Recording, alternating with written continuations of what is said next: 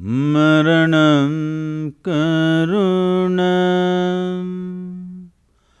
milanam maduram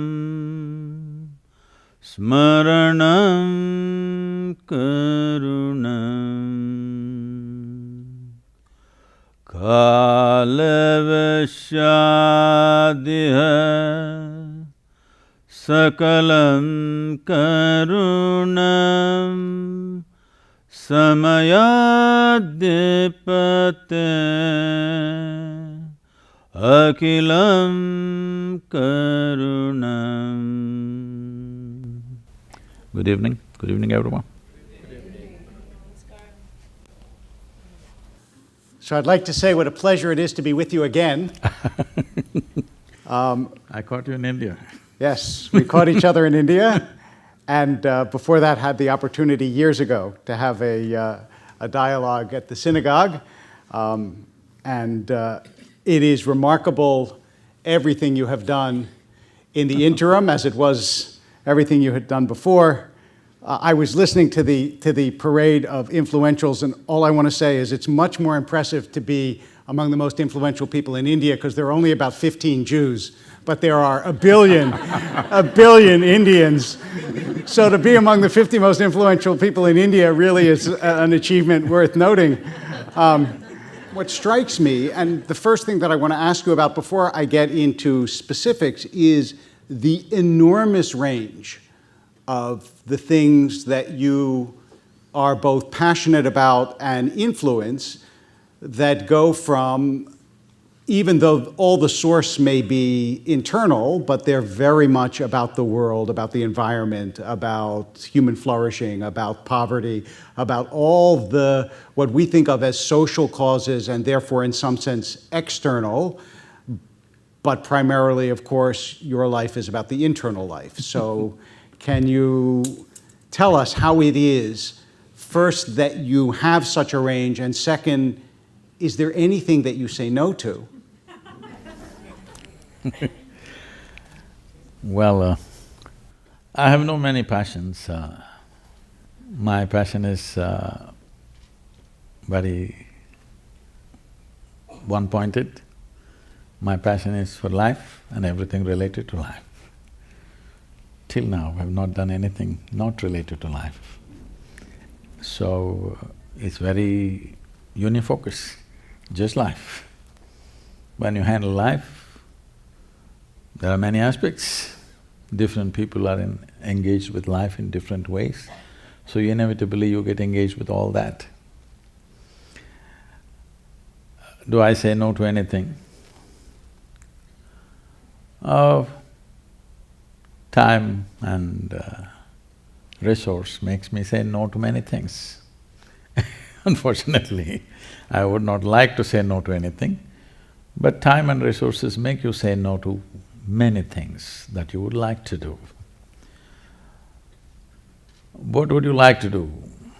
My thing is just this: we as a generation of people, in many ways or in every way, we are the most empowered generation ever. Well, just 100 years ago, with the same capabilities, like all the ladies are focusing their phones on me, if they had just this one thing 100 years ago, people would think you're superhuman, yes or no? Hello? If you had the same phone 100 years ago, you could claim that I'm a superhuman being, you could claim you're the messenger or himself, people would have believed. Because that is how empowered we are. So when there is such an empowerment, my intention is, this is our time on this planet. We must make this the best time ever, because we are empowered like no other generation before. Our survival is better organized than ever before. If we don't make this happen, I think it's a crime. Just to avoid the crime, doing whatever I can. We spoke about the fact earlier that that same empowerment is not only an empowerment for good, that the same force of technology enables people to have a tremendous destructive force. And it is that sort of vector between the two that you spend your life trying to edge towards the empowerment for good. But I wonder if you think of technology when you imagine it and speak about it as more a force for good than evil, or a double-edged sword? It is definitely a double-edged sword. More than saying it's a double-edged sword, it depends on in whose hands it is. It's a tremendous empowerment. But depending on who is holding it right now, accordingly it'll have its consequences. So who should hold it is a question. I feel the most important thing to be done on the planet right now is to move people from compulsive behavior to a conscious behavior. If only they were conscious, well, a whole lot of these things will just vanish tomorrow morning. It's just that they're compulsive about everything. Their thoughts, their beliefs, their emotions, their ideologies are all compulsive. Because of this compulsiveness, they will do things that you cannot imagine human beings can do to each other. So if I have the impulse to check my phone as you're saying that… You're supposed to switch it off. Yes, I'm the victim of compulsive behavior. Well, so I think that this is a wonderful place to actually start a spiritual dialogue, is the issue of compulsive behavior. Because there are compulsions that rule our everyday life in small ways. I know people that wash their hands hundreds of times a day, or check their phone. What's their profession? What's their profession? It is irrelevant what their profession is. Compulsions know of no external reasons, they just are. Or they check their phones all the time. And I wonder if you see that behavior as, in microcosm, the same kind of behavior that causes people in larger ways to do truly bad things in the world. Is compulsion a through line from small to bad? See, compulsiveness is a certain security. When human beings seek security, they will seek familiar terrain. Yes. When you seek familiar terrain, you want to go around on the same place, that's compulsiveness. The moment you seek security in your life, you will become compulsive. There's no other way. Most of the people I know are pretty insecure, though. Constant search of security. The people who are here are seeking you out, I think, in part because you are essentially different from that which they know. And so there is also this desire in people to find the new and the different and the thing which makes them a little bit off balance so that they can grow. No? Yes, see, within a human being, there are two fundamental forces of nature working. One dimension of nature is instinct of self-preservation, which will always seek security. You want to build walls of security around yourself. The walls that you build for self-preservation, before you know what's happening to you, they become the walls of self-imprisonment. So, in search of security, people try to create certainty. Certainty is only possible in death. Life is never certain. The moment they seek certainty, without knowing why, their face becomes grave. That's a good word, you know. It's a pose for the grave. Yes. So a whole lot of people, if you just go out on the streets, well, most of the people are well-to-do. Even those who are homeless are reasonably well-nourished compared to the rest of the world. Pretty well-nourished, I would say. So people are driving their dream cars with a grave face, like it's the end of the world. When you look at them, you think maybe tomorrow is damnation day or something, because their face speaks like world is going to end. That's the kind of expression they have on their face. Why this is happening is, these two dimensions are not against each other. That is, there is one dimension which is seeking self-preservation. There's another dimension within you which has a longing to expand. It doesn't matter who you are, what you are, you want to be something more and something more. Even if I make you the king of this planet, still you will seek the stars and the galaxies. This is the nature of the human being. So there is one dimension of you which is seeking security, there's another dimension of you which is seeking limitless expansion. So these two things within the human intellect has become a conflicting process, but existentially they are not conflicting, because when we talk about preservation or self-preservation, the only thing that needs to be preserved about any of you is your body. Because if you break it, you can't recreate it. So we must preserve this, it's important. But suppose today I trample on all your thoughts, your emotions, your ideas, your beliefs, your philosophies, everything, I break it right now, what's your problem? Next moment you can create a whole set of everything. But right now if I step on your thought or emotion, the pain that you go through is much more than when I step on your foot, isn't it?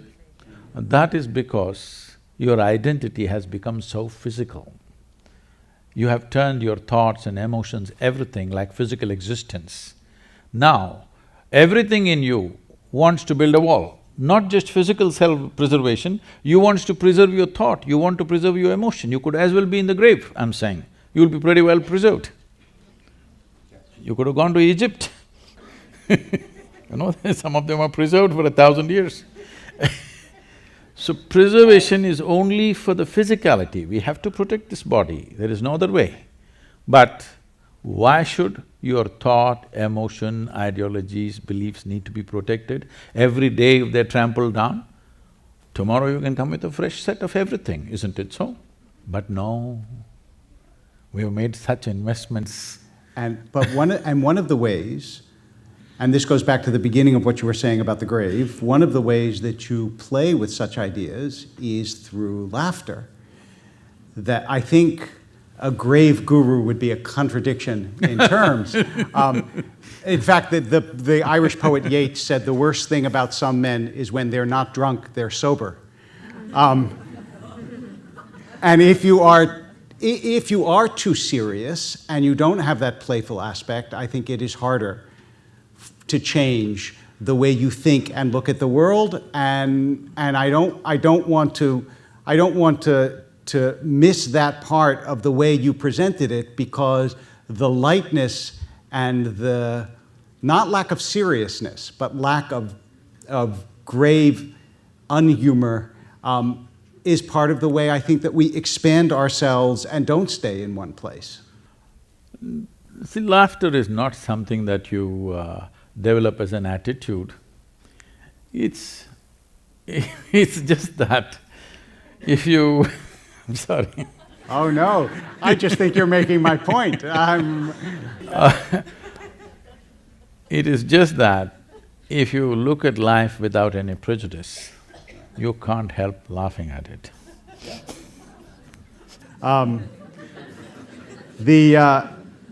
The second part is, I think that, you know, when I speak to our high school students, I always tell them that the indispensable quality to live a good life is courage.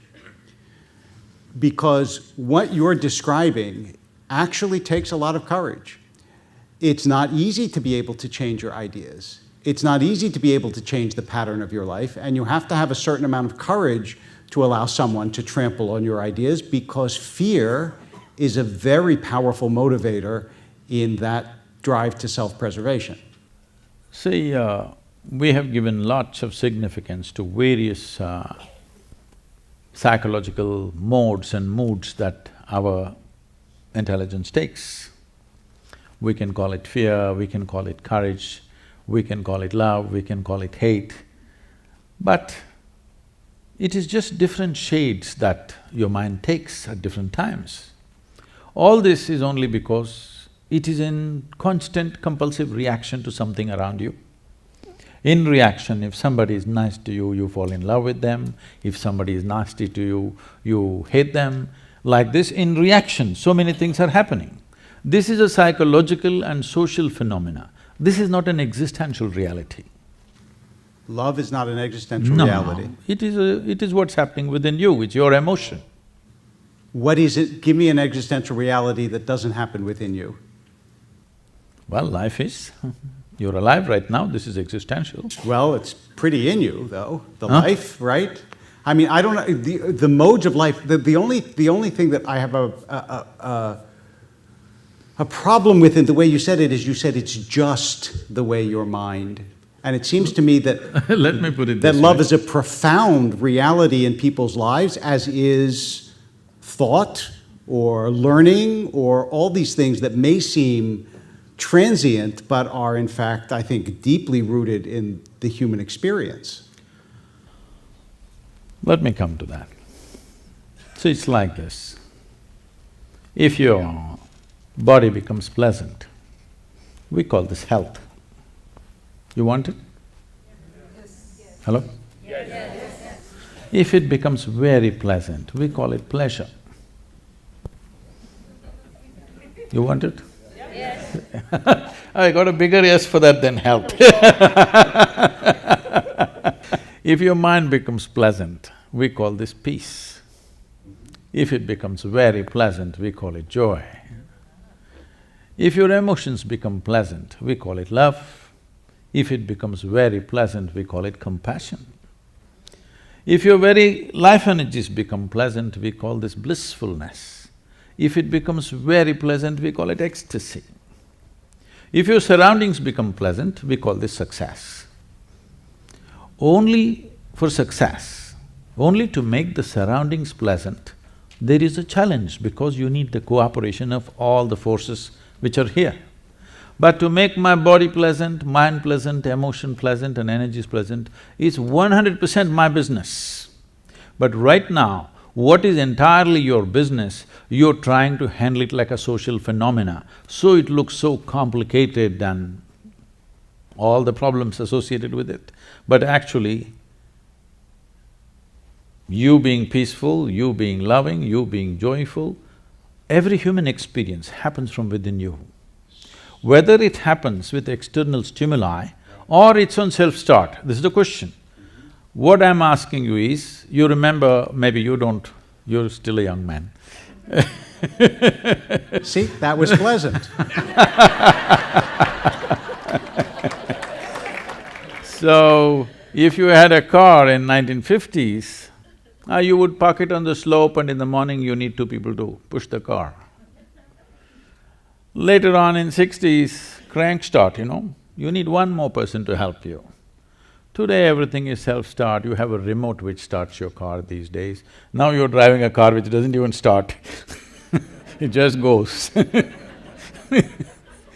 So, it's just upgradation of technology.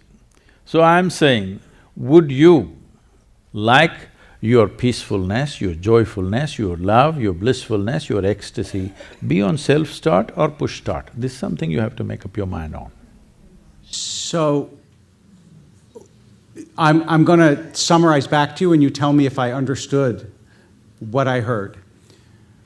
You're trying to return people's almost ownership of their own states of being to inside themselves rather than assume that they have to come from the outside or rely on the outside for them to feel the way they feel. This is part one, is that correct? I would just change one word in that question. It's not a state of being. Me being peaceful is not my state of being. Me being loving is not my state of being. Me being joyful is not my state of being. It's just my thought and emotion playing pleasantly. It's like today, the weather's great. Similarly, my inner climate is doing great right now. This is not a state of being. We must understand this. This being word is being used everywhere as if it's a quantity. People say, this being, that being. Being is not some kind of a quantity. It's like I'm speaking. This is an activity. This is in motion. Only if I speak, there is speaking. Only if I walk, there is walking. Only if I be, there is being. Well, you be. Huh? You be, though, right? And so I'm not fully persuaded yet by that distinction, but nonetheless, what is interesting in part is that you do actually spend an enormous amount of time and energy, though, trying to make the external world more pleasant for people. The best example is the River Project, which is a remarkable accomplishment and enormously ambitious, and all about making the external world better. So just ensuring that tomorrow our children have water to drink, is it very ambitious? It is today. I mean, you wouldn't think so, but the scale of work that it… That is there. There is a scale because there is a scale of disaster unleashed by people. But otherwise, to look at it simply, ensuring that there is water for your children to drink, is it very ambitious or is it very natural? People have become so unnatural that they don't care tomorrow's generation whether they have water to drink or not. So, I think it's very natural, it's very human for you to respond to these things. But the essence of work is not in that. These are unfortunate needs of our times in which we exist. If I was here 100 years ago, I wouldn't be talking about rivers for sure. So rivers are not my project. Unfortunately, I see a disaster unfolding, so something has to be done about it. When I just stepped out, this is a 30-day journey where I drove 9,300 kilometers personally myself, and we had 142 events in these 30 days and 182 media interviews, and 162 million people responded. The largest ever movement on the planet. 162 million people responded to this, and we changed the policy. The government policy towards rivers has been changed in India because of this Rally for Rivers. Yeah, I think that deserves… yes. No, it's okay. But the important thing is this, why that many people responded? People were asking me, Sadhguru, you got the whole nation together, all the opposition parties, all political rivals, everybody came together for this one thing. I said, see, when I look at it, everybody knew this needs to happen. But they need a fool to bell the cat. They found me.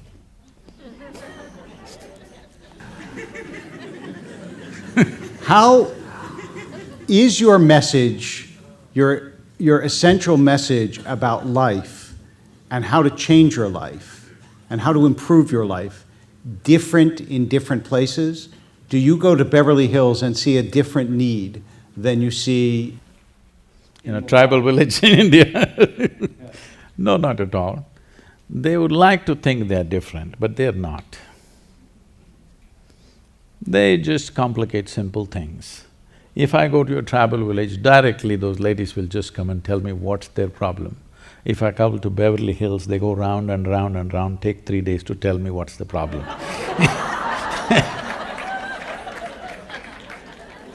Welcome to my hood, Sadhguru.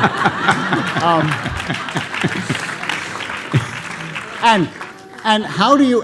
because I think that this is actually something that all of us do struggle with, this compulsiveness, this inability to let go of things that we know on some level we should be able to let go of.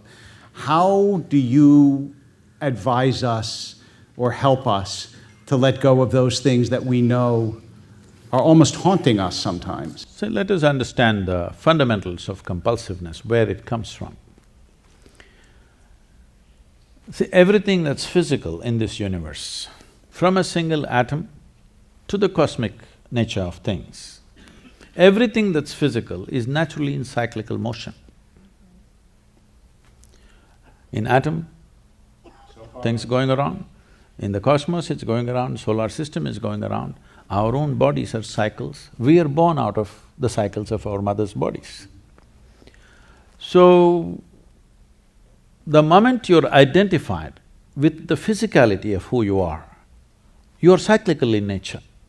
What is cyclical is compulsive. What is cyclical has taken a compulsive pattern. It has to do the same things again and again. You try as hard as you want, it will not go. You will give up one and hang on to another. I hope with a Jewish rabbi a joke is allowed. A Jewish rabbi, actually, a joke is mandatory. Yes, so. okay, that's good. This happened. It once happened that Shankaran Pillai was working in an office and his office colleague asked for a lift, a woman, a young woman. So he took her in the car and he was driving and suddenly he became like an octopus, that his limbs were all over her. So she pushed him away and said, "You fool, I thought you were a decent fellow. What are you trying to do?" He said, "I'm sorry, I gave up smoking."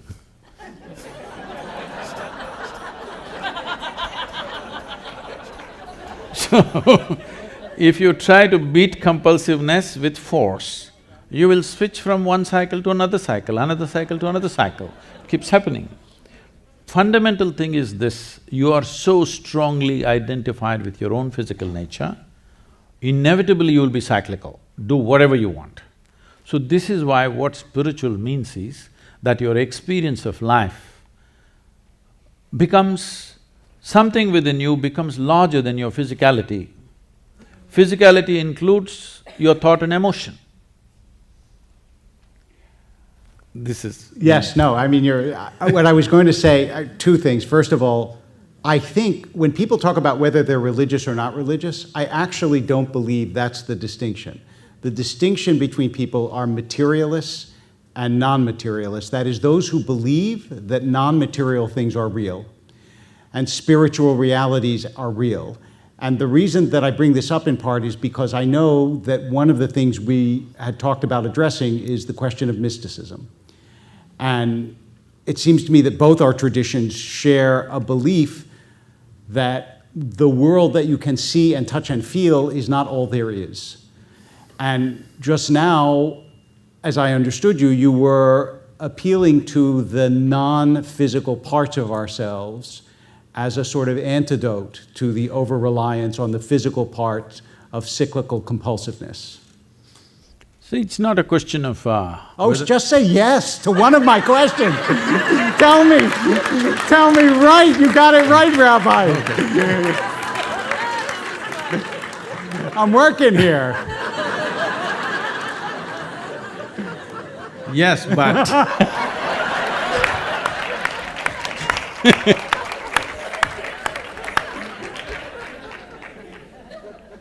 Yes, but the thing is,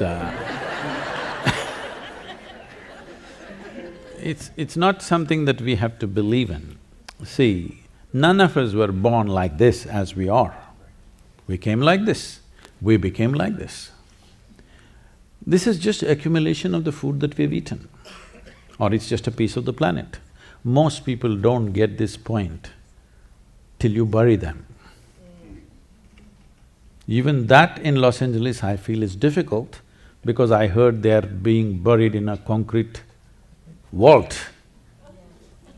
So even in burial, you will still not know that you're part of the earth.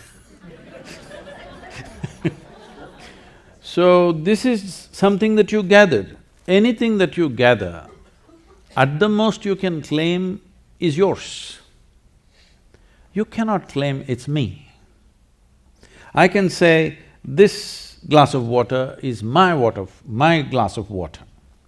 But if I say this is me, you know that I'm a case. You know for sure.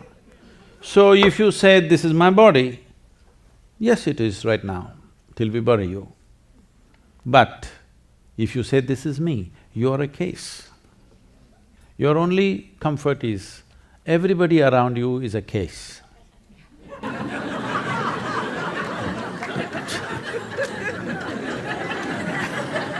This is how it is in an asylum. The only nutcase is the doctor.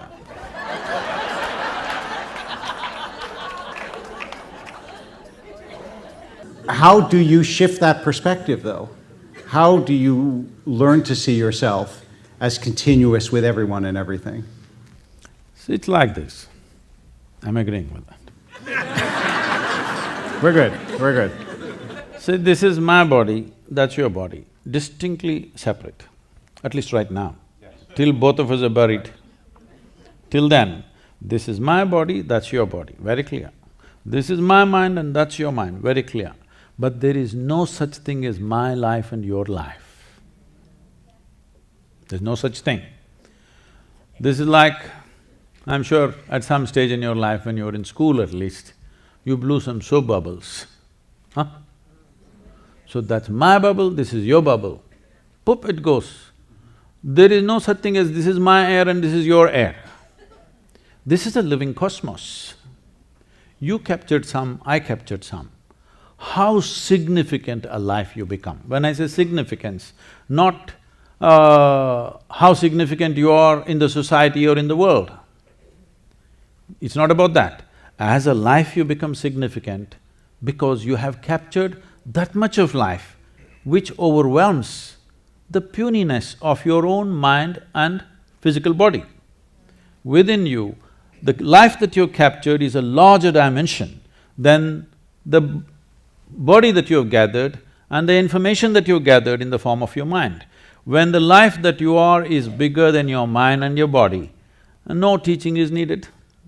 You're simply conscious about that, that's all. It's not that you believe that, that's a living reality for you. So my whole work is to bring people to a dimension of experience where the life that they are is larger than the mind that they are. Life that they are is larger than the body that they are. So you don't have to give a teaching or a kind of a belief system. Naturally, what is most dominant becomes you, within you. And the way that you bring people to that dimension of being or dimension of existence is… See, as there is a science and technology for external well-being, there is a whole science and technology for inner well-being. The problem that happens in every tradition is, over a period of time, generation after generation, it gathers moss. So much frill it gathered, nobody knows where the skirt is. There was a French Catholic writer, Charles Peguet, who said everything begins in mysticism and ends in politics. And I think that in religious traditions, that's exactly… Yes. There's a great deal of truth to that. So how do you scrape the barnacles off the boat or the moss off the tradition and identify that kernel which can actually expand people's sense of what they are a part of, but what they are only a small part of? I think I came with a huge advantage that I'm completely uneducated, refuse to be educated.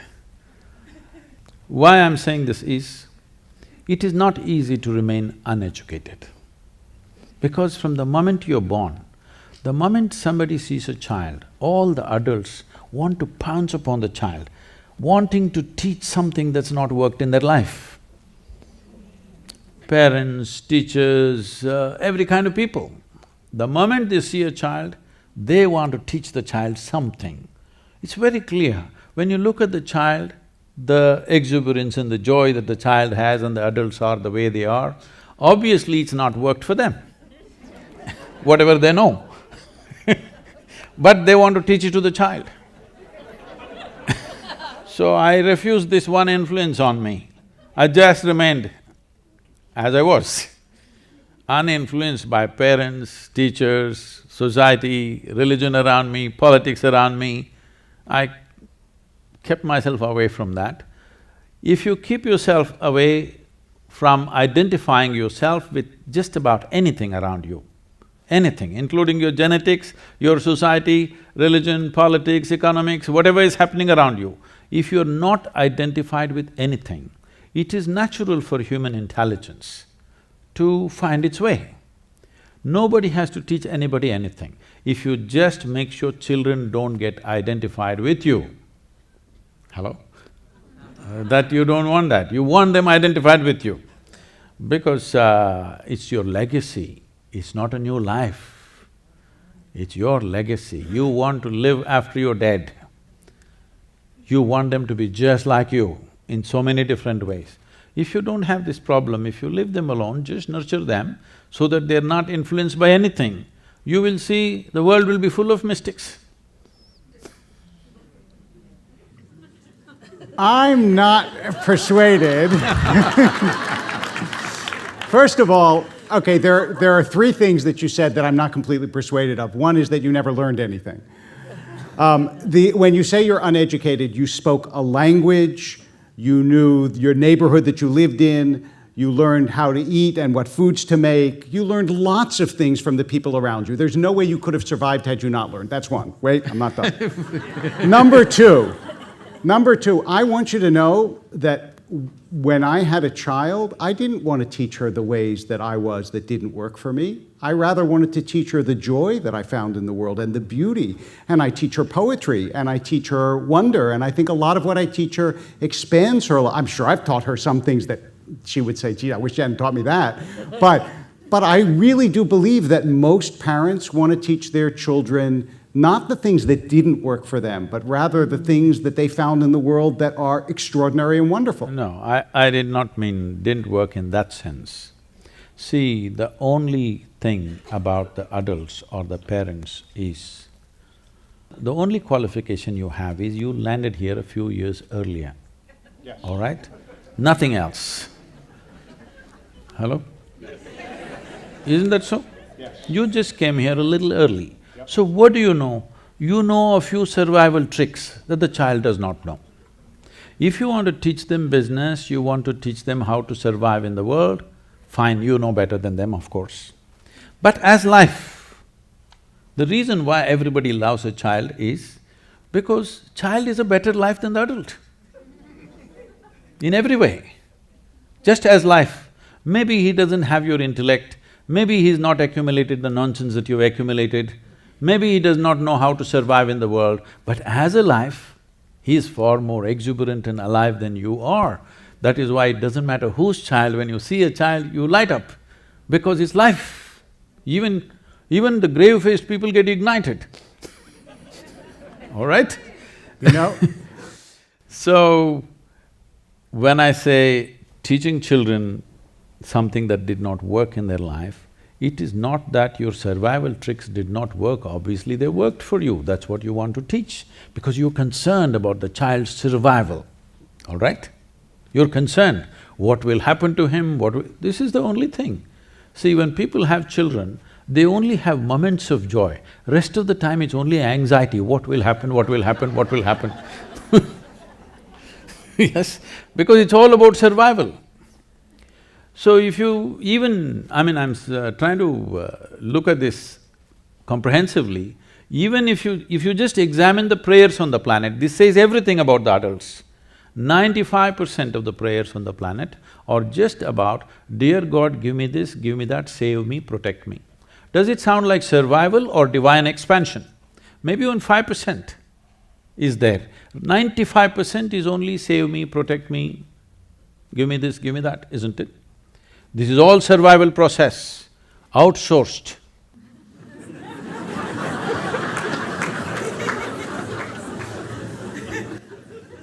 Well, yeah, I admit that you are the first person that I know who preaches a desire to uneducate people.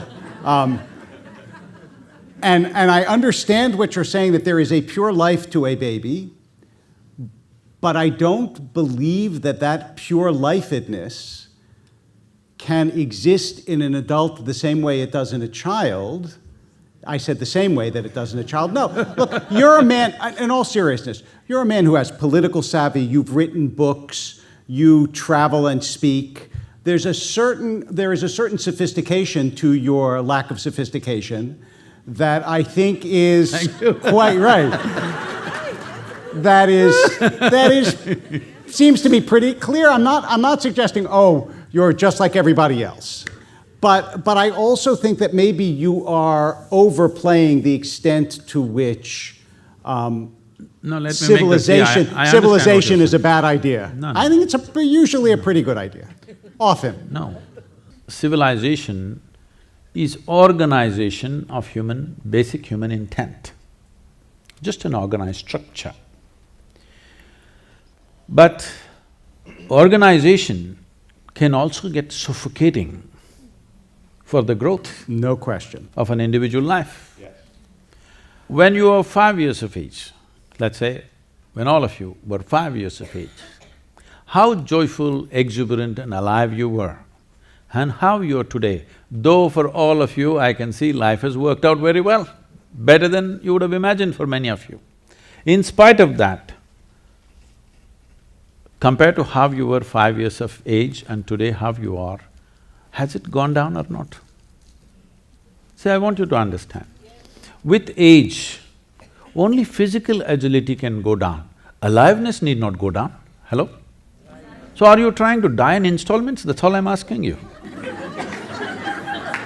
It seemed foolish to do it all at once, so I thought I would do it gradually over time. But what I would say is, also, I'm not sure that I would privilege aliveness over everything else, because I might be less alive than I was when I was 5 years old. But I wouldn't go back to being 5, because I have so much now that I did not have as a 5-year-old, and some of it, like sad memories, ways in which I've hurt other people, ways in which I've hurt myself, some of it is stuff that may diminish my life, but I also think has made me wiser, broader, more empathetic, more sympathetic, deeper, all of those things. So I don't see this as a one-way street. See, essentially, you are trying to, prescribe some amount of suffering for everybody so that they become wiser. No, I'm saying that a certain amount of suffering is inevitable, and once it happens to you, I'm not sure, you wouldn't choose it, but I'm not sure that once it happens, when you look back on it, you would say, it didn't actually allow me, in some ways, to deepen myself.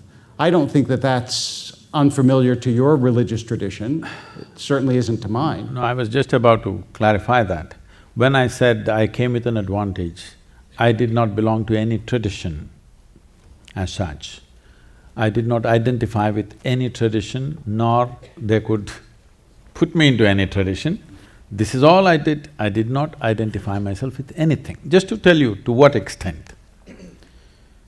I was around maybe 12 years of age, and in India, our mothers and parents generally, they're not given to everyday profess, I love you, this and that. There is no verbal expression of love. They live for us. We know the question of whether they love us or not doesn't arise because their lives are about us. So, it never occurs whether they love us, don't love us, such things don't even exist. It is just their lives are dedicated to us, so we know they live for us. So, when I'm around 12 years of age, some tender moment and not exactly I love you, but in some way she expressed her affections towards me.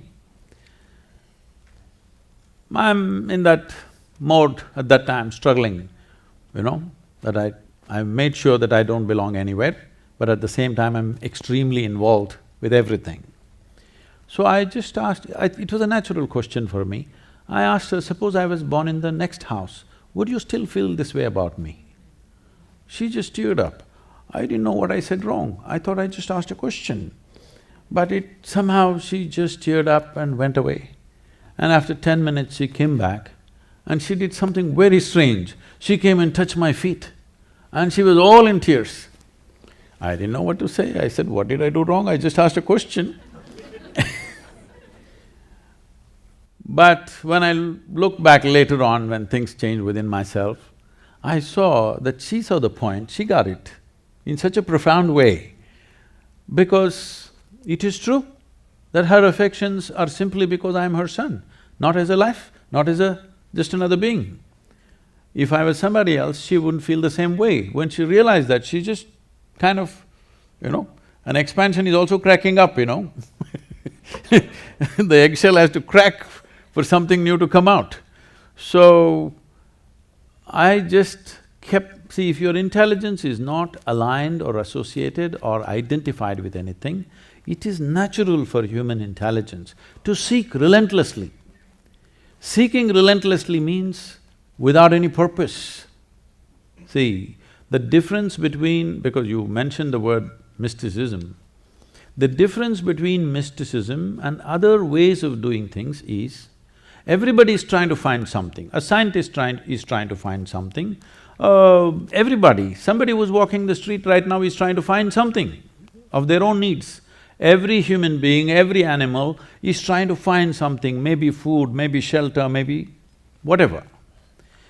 So if you have a torchlight, if you have a… what do you call this? Flashlight. If you have a flashlight, you have focused light, you're trying to find something. You only see this person or this person or this person. What mysticism means is, you blew your flashlight, it became a flare. You saw everything the way it is. And after that, you are never the same again.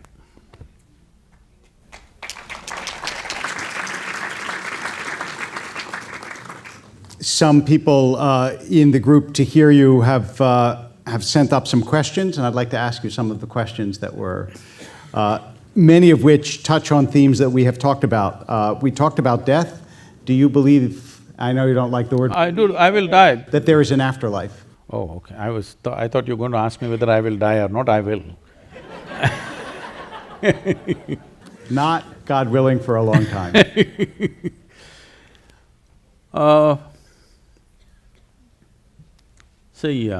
The question is there a life after death? I think some things you know best only by experience.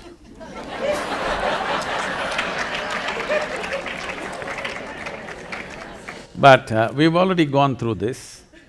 It's very clear that we gathered this body. It's very clear we gathered these impressions of the mind. If we have to gather so much, there must be something more fundamental, whatever it is. Something must be more fundamental than physical body and the mental structure. So, essentially, the question that you're asking is not about what happens after death. The question that you're asking is, what is the nature of my existence? Is it not very important that you should know this here, now, when you're alive? So if I tell you, yes, there is life after death, if it is comfortable for you, you believe me, or you will disbelieve me. If you believe me, you will not get any closer to truth. If you disbelieve me, you will not get any closer to truth. All you will have is, you will have a fancy story to tell. Sometimes pleasant story if you believe, if you disbelieve, a nasty story about me. But nothing about your experience of life will change, isn't it? You can believe what I say, you can disbelieve what I say. So I will never put anybody into that obscenity that they have to believe me or disbelieve me. All I'm doing is, where your experience is, stretching it to the next level of experience. Once you taste the next level, I am 100% guaranteed you will want to taste the next and the next and the next. I have no this thing about it. Today, millions of people are following without promise of something elsewhere, no promise of anything. All I'm saying is, see, generally you can gather people if you create an enemy. If I say all your troubles is because of these people, then I can gather all these people. But this entire thing is about, there is only one problem in your life, that's yourself. In spite of that, people have gathered. Hats off to the people, because that much sense has dawned on the planet. And if you had that child before you, and you could give them advice for life before they've been educated out of it, what would you tell them? I think the best thing is, I tell you how I raised my own girl. So, when she started traveling with me when she was 3.5 months old, me and her, just two of us driving a car and traveling across the country with a little baby bundled up and one hand on the thing and my right leg is always heavy. In India, we have no speed limits, we are a free nation. So, this freedom is extended, people drive on both sides of the street and whichever way, they're testing my mystical powers. Some of them are busy testing their horoscopes. You know, somebody has told them you will live to be 80, the guy is testing it out today on the street, whether it works or not. All these things. So, I'm constantly in new homes and, you know, with various families, wherever I go, I'm crisscrossing India at that time, driving an average of 125 to 150,000 kilometers per year. This is the time I'm building Isha Foundation across the country. So, this girl grew up like this, largely in the car, in many homes.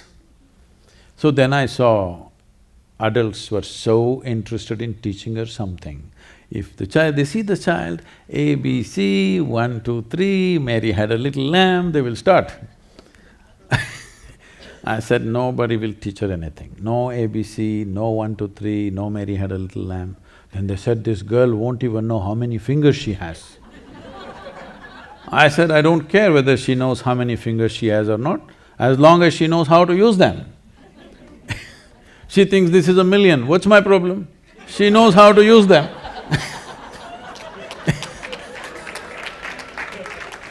And I don't care whether Mary had a lamb or not. So I made this rule, nobody teach her anything.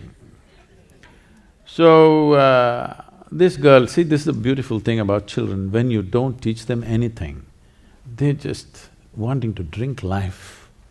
By the time she's 18 months old, she speaks 3 languages fluently, because nobody's teaching her anything, no ABC, no nothing.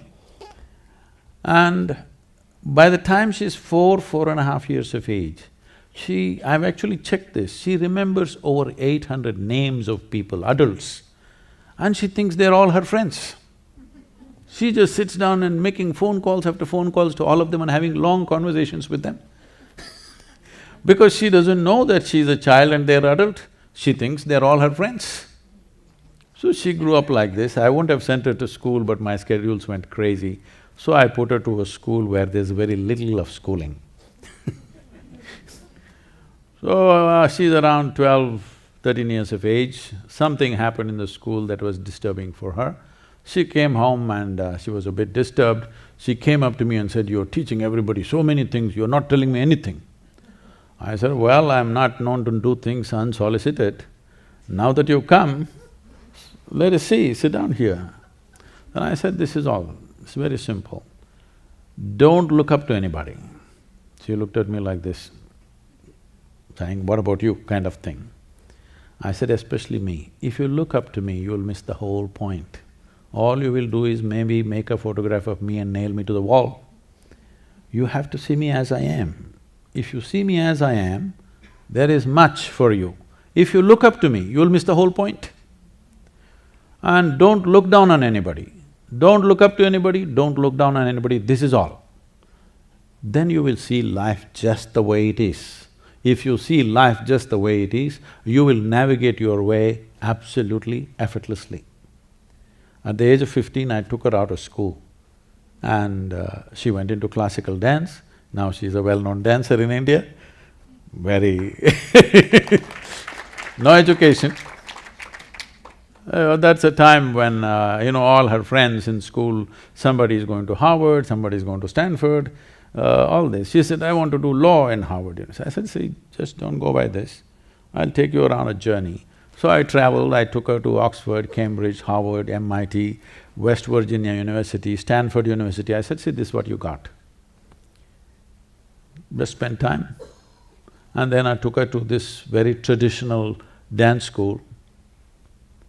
And the way the children were, she sat there and she wept. I said, what? She said, I'll join up here. I said, it's great because there the monthly fee was 162 rupees per month, which is $2. per month. I said, this is a great choice you made. And you said you didn't learn anything. I had asked you this actually earlier because I really want to understand, and I don't understand, the conception of God that you have, or gods that you have. And we had talked about it before, and I wonder if there's some way that you can explain to us how you think or how you understand God, gods, the divine. Do you have a conception of that? And if so, what is it? So when we say conception, we are referring to concepts. When we say concepts, obviously they're constructed in our minds, whatever our concepts are. Probably you're referring to the 33 million gods and goddesses of India. These 33 million happened when our population was 33 million. Since then, because of Western influence and Western education, we've become little shy of creating gods. We must understand this. In India, in the northern part of India, these terminologies have been lost because of invasions and the kind of beating that northern India has taken over a period of time. But in southern India, still, a deity or see, the word God doesn't belong to India, we don't have such a word actually. There's no the God word anywhere. We call them Bhagwan. Bhagwan means a blessed being. That's the highest word we kind of have, there is no the God word anywhere. So, these deities are referred to as yantras. The word yantra literally translates into a machine or an instrument. So these are instruments to access different dimensions of life. See, we as human beings, we are who we are today in this world. One thing that's really worked for us is the tools that we created, isn't it? For example, maybe many of you've seen, I think there was an image of that in the video. There is Dhyana Linga, which is called a temple. It's called a yogic temple or a multi-religious temple. When I'm speaking, if I refer to the Dhyana Linga as a tool, some devotees get very hurt. Sadhguru, don't call it a tool, it's more than our life. I say, that's fine. If you think I'm offending you by calling Dhyana Linga a tool, you do one thing, you come to the yoga center, I'll give you plumbing job, 3 days. You do it, I won't give you any tools. Just with your bare hands, you can use your teeth. In 3 days' time, all your nails will be gone, some of your teeth will be gone. Then if I give you a spanner, will you worship it or no? Hello? Yes. It's the tools. It is the tools. Right now, I'm speaking here, it is the instrument called microphone which is really speaking to you. Otherwise, if I spoke here, these 10 people would hear, the people behind would poke them and what did he say, what did he say? They would say whatever the hell they wanted to the person behind. This is how it happened in ancient times. Because only these 10-15 people heard. See, today microphone. Why? Because we can speak. To enhance speech, we got microphone. That is not good enough, we made a telephone. We have vision, so we made a microscope, we made a telescope.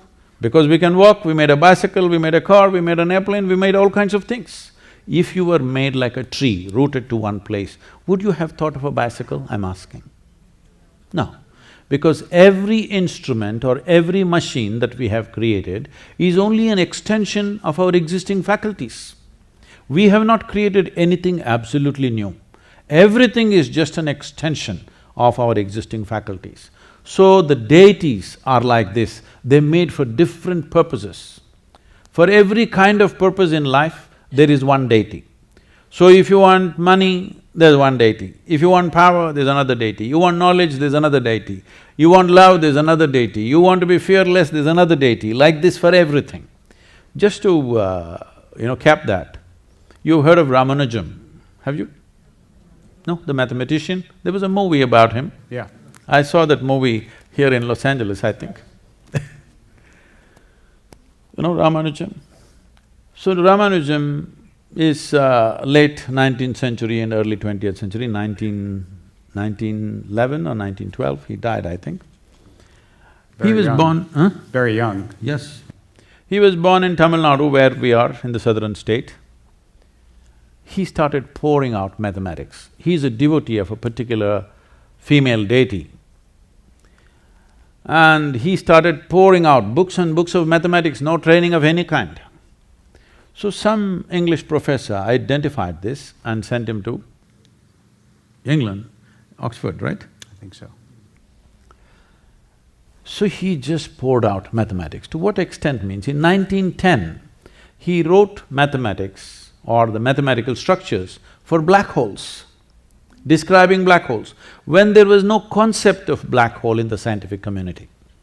See, in science, first the concept, then the theory, then the math. But he wrote the math when there was no theory, when there was no concept, he just wrote the math. He was dying of tuberculosis. He sat on his deathbed and simply poured out bookfuls of mathematics. People asked, where is this coming from? He said, my Devi, my goddess, bleeds mathematics. These are his words. Because he is using that deity to open up a window to the existence. I am a living example of that. Just opening up a window and suddenly everybody thinks you know everything, you don't know a damn thing. You just opened a window and you looked out and you're just talking whatever you see there.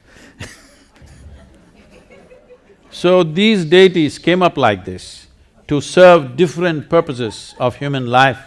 Different energy forms were created. There is a whole science of consecration. It's a very powerful science. You must come and experience. There is one here at the Tennessee Center. If you come to India, it will just blast you in the face, you don't have to believe anything. It is not by belief. Just the very energy there is like that because these are consecrated spaces created for specific purposes. To teach yoga, we consecrate one way, to make other experiences happen. This dhyana linga means it's a meditative form. Without any instruction, people will become meditative. No instruction, no previous experience. They come and sit down thinking they will sit for 5 minutes, they will simply sit for an hour, 2 hours. Recently somebody came, just before I came here, in the month of March. One man came from Himalayas, he just sat down in the temple in the morning, when 6 o'clock when the temple opens, evening 8 o'clock, he was still sitting there. He just didn't move. So people got scared, he may leave his body. They came to me, Sadhguru, this man has not opened his eyes since morning, he just sat there over 12 hours, he's not moved an inch, he's simply sitting there. Then I knew who it is, I said, don't bother, just go and whisper to him, Sadhguru will see you tomorrow morning, he'll wake up. So because the energy itself is meditative, you don't have to know anything, it makes you like that. So this is a science that was explored profoundly and we created forms. You won't believe, there are tribes of thieves. You know, you heard of the Pindaris and others in India, who are bandit tribes. They have their own gods and goddesses. Before they go on their thievery, they have their gods who will assist them in that. They created that kind of energy for themselves. This is like creating any other instrument. You have a science and technology, you can make wonderful life-saving instruments out of it, or you can make a gun out of it, you can make anything out of it, you could have made anything out of it. So people made various deities for different purposes in their life. But this thing about this is the god never existed in the country or in that culture. This is why this is one culture which constantly taught people that your life is your karma. You heard of that word, that's become an English word now. Karma means your action. Physical action, mental action, emotional action and energy action. These 4 dimensions of activity you're constantly performing. Over 99% of it is unconscious. See, from the moment you got up today morning till this moment, these 4 dimensions of activity, your physical activity, your mental activity, your emotional and energy activity, how much percentage of it are you performing consciously? Believe me, it's way below 1%. When 99% is unconscious, life will be accidental. When life is accidental, anxiety is natural. When anxiety becomes your way of existence, now fear is the key, you'll just about believe anything. You're ready to believe anything. You're just trying to hold on to something that gives you some comfort, some solace, something to make you feel like you're standing safe. So, all these people are going to go home tonight. What is it that they most either should take away or can do differently even before they get to visit you in Tennessee, that you think is the indispensable piece of what you have to say to them, at least as a beginning lesson for those who aren't further along the path?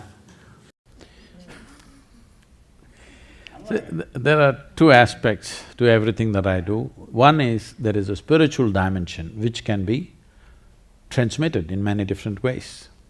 There is a mystical dimension. Mysticism has no purpose. Mysticism is just pure exploration. It has no purpose. But this is the nature of human intelligence. Even if there's no purpose, this intelligence wants to know. This is the nature of human intelligence. If you release people from their daily concerns and fears, believe me, every human being will want to know everything in the universe. Right now, their day-to-day nonsense is keeping them busy. Their psychological and physiological drama is keeping them busy all the time. If they had no concerns, everybody would pay attention to everything and want to know everything. Mysticism has no utility. It is simply like pure science, you just want to know. Well, your life becomes profound, but it has no application as such. How can I go out on the street and use my mysticism? There is no such thing. Spiritual process has a certain use to your own emancipation, your own liberation, your own freedom that you achieve within yourself. In that sense, if you must take away because we are in America, you must take away something. When you die, what will you take away? I want to know. Hello? As you said, we'll find out when we get there. I don't know. So, if you must take away, tonight before you go to bed, spend at least 12–15 minutes reminding yourself, you're neither this body nor this mind. Just lie down and just remind yourself, this body is not really you. Do you know, if you live for about 60 years, on an average, most human beings are eating anywhere between 1100 to 1400 tons of food. So that means even what you think is my body is not this, it's changing every day. New input is happening and old things are going away. So 1400 tons, you don't carry that much of weight right now. So obviously, what you have as a body right now is just a transient amount of food and soil, isn't it? Hello? So what you think is mine also is not it is just all the time changing. So at least try this much. What is my body is not me. What I think is my mind is not me. It is mine right now for use, but it's not really me. Just, if you're not able to do it, just link it to your breath. Inhalation, I'm not the body. Exhalation, I'm not even the mind. Just lie down for 12 minutes and do it, till the last moment, till you fall asleep. This is something you must notice. Most human beings, when I say most, I'm very generous with the percentage, 99%. 99% of the human beings never notice that moment when they're slipping from wakefulness to sleep. They will simply go off like that. If they're alert, they cannot sleep. But there is a way to sleep in an alert manner. If you sleep like that, one thing that'll happen to you is, your sleep quota, if you're sleeping for 8 hours, it'll simply drop to 3 to 4 hours just straight away. In synagogue, I sometimes see people sleeping in an alert manner, actually. It's not… No, that's not uncommon. No. That comes with practice. No, that moment when you're passing from wakefulness to sleep, if you can still be conscious, that I am not the body and I am not the mind, believe me, something remarkable will happen. I wanna acknowledge that it is my impulse, and you said this is America, so we have to have a takeaway.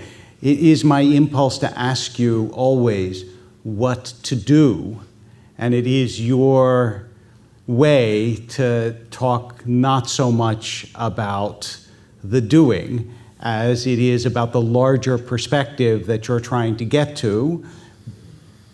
But it's hard sometimes for us to get there without something that we are comfortably concrete. See, what are the instruments to be? That's what people are asking. There is a difference between being and doing. Doing is related to our body or our thought process or our emotion, or maybe even energetically you can do certain things. But being is not connected to any of these things because all these things you accumulate from outside. So a dimension which is not physical in nature, you don't do anything with it, there's nothing to do with it.